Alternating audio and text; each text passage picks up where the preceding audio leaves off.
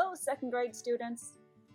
I have been very much enjoying the pictures you've been sending me. You're doing an awesome job at home, and we're about ready to start a new project. And this project should take 2 weeks to finish. So I will make the video be part 1 and part 2. And today you can finish up with part 1 and come back next week to view part 2 and then finish your picture. It's going to take 2 weeks because I want you to go slowly and do this carefully and color all of it in and create patterns and lots of overlapping. So I'll show you in the video what to do, but I just want to tell you that when you're finished, you can take a photo of it and send it to me so I can see what you're all working on. Have fun with this. Overlapping figures. This project can be done with clowns, or it could be done with regular people. Maybe even your family. Overlapping is one way that artists show distance or depth on a piece of paper. The object that's lowest on the paper is closest to the viewer, so it would overlap the objects that are higher on the paper or farther away. This creates an illusion of distance or space. One of your I can statements for this lesson is I can create space by overlapping shapes. Notice how all of these figures are using overlapping to create depth, distance, or space on the paper. We're going to do that in our project today, drawing shapes that are overlapping other shapes. We're going to start our project by drawing an oval. The oval will be longer from top to bottom, and you need 3 or more. These ovals will become the heads of the people, so leave some room below them for bodies. Notice that the body of the closest person doesn't show the feet. Sometimes you don't see the feet in any of the people. It's just the upper half of their bodies, so consider that. The first thing I want to do is draw some heads. Heads are the shape of an oval, and I'm going to put 3 of them on my page. So I want to put 1 low, 1 a little bit higher, and 1 just a little bit higher than that, leaving room under the ovals for bodies. Now, because they're faces, I'm going to draw in the eyes, nose, mouth, hair, ears, maybe eyelashes, maybe a hat on each one of my faces. I'm drawing in pen right now, which will prevent me from having to outline it later in black marker. But if you want to draw in pencil, it's a great idea because this pen is rather permanent, and if I mess up, I will need to start all over on another piece of paper, which can be kind of time-consuming and wasteful of paper, so I'm going to have to be very careful not to make a mistake here. I'm going to create a family with a dad and a mom and a son. Can you guess who is who? I hope so. Here's the mom with her long wavy hair. I'm going to bring it all the way down to her shoulders. Here's the boy's hair.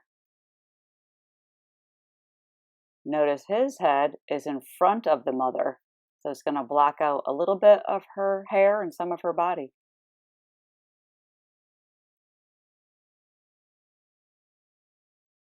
I think I'll give this dad a hat.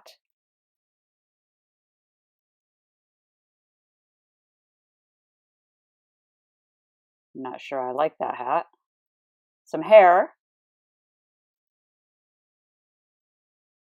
Okay, for now. All right, let's go back to the person closest to the bottom of the page is closest to the viewer. Add a neck and some shoulders, and you can just go right off the bottom of your page. I don't really see the rest of his shirt, so I don't need to draw any more to that person. Now the mother, she's behind the boy, so I've got to let her disappear behind part of his head and body. And that's called overlapping, when the person that's closest is blocking out some of the body of the person that's farther behind. This is a skirt, so I'm going to fill it with lines. I'm going to go back and fill all of my clothes with patterns. So that's why it might be fun to do clowns, because you can have lots of really crazy, silly patterns all over their clothing.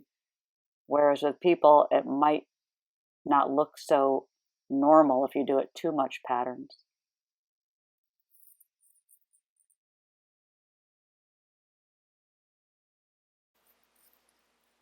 I definitely think you should probably do yours in pencil. This is rather tricky to get right the first time. And if you do it in pen, I'd hate for you to get this far along and suddenly mess something up and need to start it over. So I'm going to suggest you do yours in pencil and then go back over it later with either pen or a colored pencil, marker, or crayon, just so the lines will show up darker. Okay, let's see, what am I missing? I don't really like that hat, so I'm going to try to add a little more to it, and I think that looks more natural now to have the back part of the hat showing. I'm going to fill in with stripes for the boy's shirt.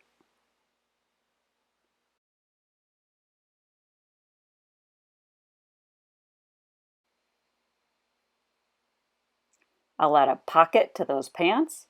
And oh yes, I forgot his hand. There's a thumb and oops, I kind of messed up on that hand there. Sure wish I had a pencil right about now. Too late. I'm going to fill polka dots all over Mom's shirt. What a lovely looking outfit she's got on. Maybe I'll color it in like cheetah patterns.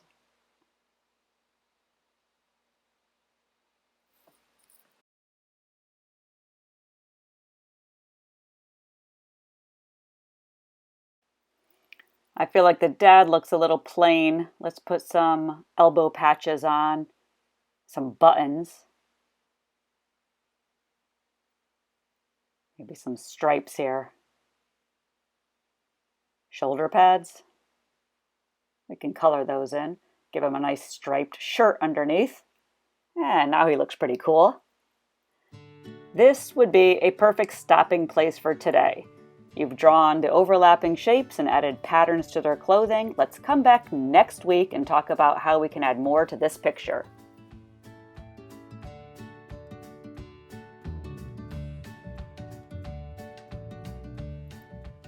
Welcome back to part 2. Let's finish this picture with color. Remember we left off with our family drawn, or maybe you have a group of clowns or a group of random people, maybe characters from a TV show that you like. Right now, these are all optional things that I'm adding. I'm putting a background behind them just to really help build the feeling of distance. You could leave your background plain, or you could make it an abstract design with colors and lines and shapes. But I'm going to put a little city behind mine. And because the buildings are small and far away, it looks like they are standing in the foreground and the city's in the background. And I'm going to speed up and add some windows to this right about now. I'll be using crayons and markers to color in this picture. So I think I'll start with my markers and do the clothing and markers, and then the background and the skin tones I can do with crayon.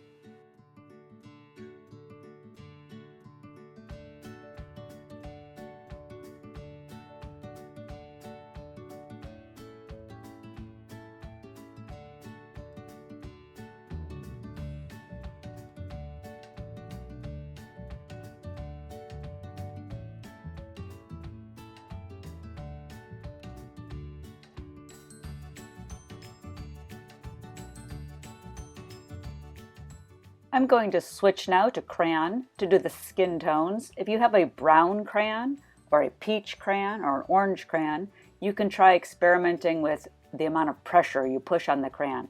If you press lightly, you can usually make a brown crayon come out tan. Or even an orange crayon can look kind of peachy if you don't push very hard. Also do the face very slowly and neatly because you don't want to have a lot of lines showing in your face. And you don't want to get any skin color in the eyes. It looks better if they stay white, and then maybe use a marker for the colored iris portion of the eye.